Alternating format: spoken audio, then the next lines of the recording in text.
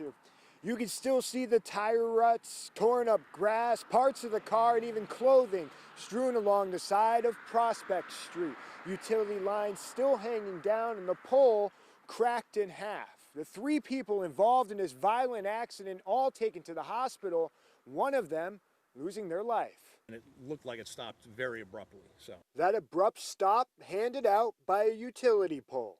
The red BMW that collided with it mangled, and a passenger dead.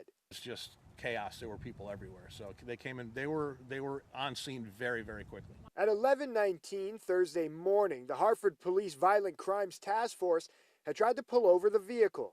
They believed at least one or all 3 of the occupants were involved in a recent incident involving a gun. The car sped off, eventually making it to Prospect Street in Wethersfield.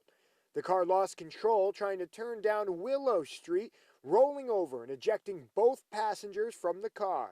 Police would not confirm if there was a pursuit. The State Police Collision Analysis Reconstruction Squad were requested to respond to the scene and assume the investigation into this serious injury crash. The driver and front seat passenger were taken to Hartford Hospital with non-life-threatening injuries.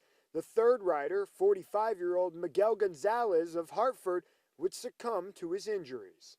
The crash cut power to some homes in the area. One of those residents heard the commotion and says officers came out guns drawn. They called for the driver to get out of the car. He didn't want to get out of the car at first. Then they were telling him to get down on the ground. He didn't want to do that. They actually had 3 or 4 police officers pinning him, and I could see him kicking his legs like he didn't really want to be there. Eversource has restored power back to the area. Hartford police have not elaborated on the events that led up to the crash, nor have they confirmed that any arrests were made. In Wethersfield, Dave Puglisi, Fox 61 News.